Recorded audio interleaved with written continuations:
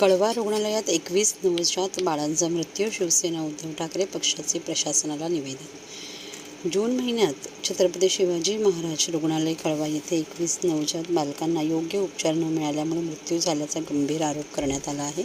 या घटनेबद्दल उत्तर मागण्यासाठी शिवसेना उद्धव बाळासाहेब ठाकरे पक्षाच्या कार्यकर्त्यांनी मंगळवारी रुग्णालय प्रशासनाला निवेदन द्यायचा विचारण्यात आला. ठाणे जिल्हा प्रमुख केदार दिघे यांच्या नेतृत्वाखाली सदर भेट घेण्यात आली. केदार दिघे यांनी रुग्णालयाचे अधीक्षक डॉक्टर राजेश बोरट यांना या 21 नवजात बाळांच्या मृत्यूबद्दल कारवाई करण्याची मागणी केली आहे.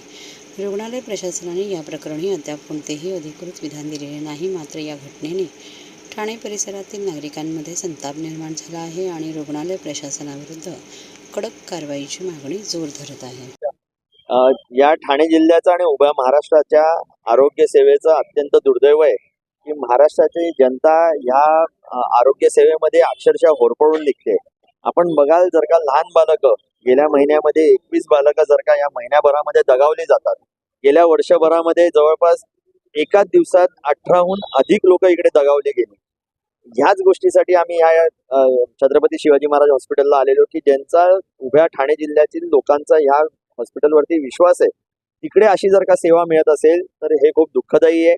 आपण जर का बघितलं असेल तर स्वतः डीननी हे कबूल केलं की ही जी बालकं यांना जी फर्स्ट हँड त्यांना जी ट्रीटमेंट त्यांच्या गावांमध्ये, त्यांच्या आदिवासी पाड्यांमध्ये, हे ज्या ठाणे शहर सोडून इतर भागामध्ये या जिल्ह्यामध्ये जिकडे राहतात तिकडे जे NHI सेंटर्स आहेत ते सेंटर्स फुलफिल्ड नसल्यामुळे, ते सेंटर्स तिकडे तेवढे सक्षम नसल्यामुळे त्या क्रिटिकल कंडिशनमध्ये इकडे येतात आणि त्याच्यामुळे हे दगावले जातात. हे लोक पण तेवढे हेल्पलेस आहेत. याचा अर्थ असा होतो की राज्य शासनाकडे असलेले आरोग्य मंत्री काय करतायत हा पहिला प्रश्न. आणि जर का प्रत्येक जिल्ह्यामध्ये, प्रत्येक गावा, आदिवासी पाड्यांमध्ये जर का हे मेडिकल सेंटर्स एवढे सक्षम नसतील तर ते सक्षम करण्याची जास्ती गरज आहे.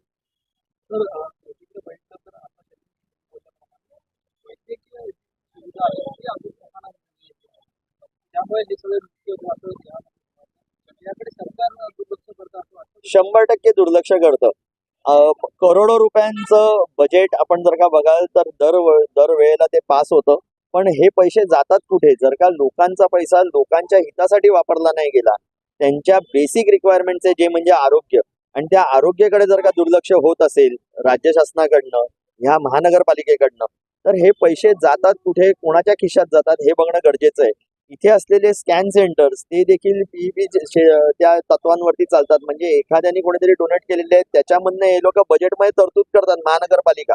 ह्याच्यापेक्षा ह्या हॉस्पिटल जे महानगरपालिकेच्या अखत्यारीत येतात त्यांनी जर का स्वतःच्या मशीन्स घेतल्या तर तो भार ह्या हॉस्पिटलवरती आणि ठाणे महानगरपालिकेवरती पडणार नाही. दुसरी गोष्ट अशी आहे की इथल्या कितीतरी पॅथॉलॉजिकल ज्या टेस्ट आहेत त्याला देखील लोकांना कितीतरी वेळा बाहेर जावं लागतं. यांचं म्हणणं असं आहे, डीन बरोबर जेव्हा आम्ही या मेडिकल सुपरिटेंडंट बरोबर ज्या वेळेला आम्ही बैठक घेतली, त्यांचं म्हणणं असं आहे की सगळ्या टेस्ट मोफत आहेत. तर आमची मागणी अशी होती, जर का मोफत आहेत, जी लोक ग्रामीण भागात नाही येतात त्यांच्यासाठी इकडे फलक लावा की बाबा सगळ्या टेस्ट इकडे मोफत आहेत. इकडे ऍडमिशन घेतानापासून घेऊन ते बरं होऊन बाहेर जास्तोपर्यंत या इकडे जर का लोकांना त्रास जर का सहन करावा लागत असेल तर हे अत्यंत दुर्दैव आहे.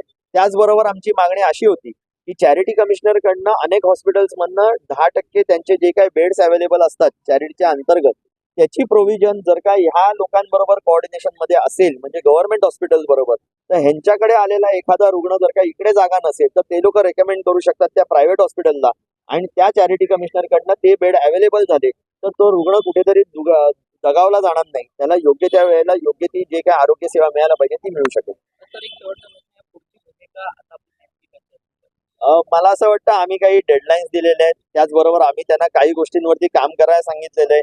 आमची शिव आरोग्य सेना ज्यांनी हा विषय इकडे उपस्थित केला, ज्यांनी ह्या सगळ्या गोष्टी आमच्या सगळ्यांच्या नजरेत आणून दिल्या, आणि त्यांचा प्रयास असतो की प्रत्येक ठिकाणी लोकांचं आरोग्य चांगलं राहण्यासाठी, त्यांचं स्वास्थ्य चांगलं राहण्यासाठी त्यांची धावपळ असते.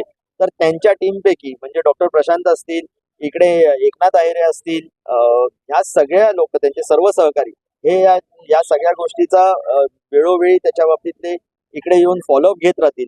आणि त्याच्या बाबतीत जर का योग्य तो विषय मार्गी नाही लागला तर त्याच्या बाबतीत जसं आंदोलन छेडायचं ते छेडलं जाईल.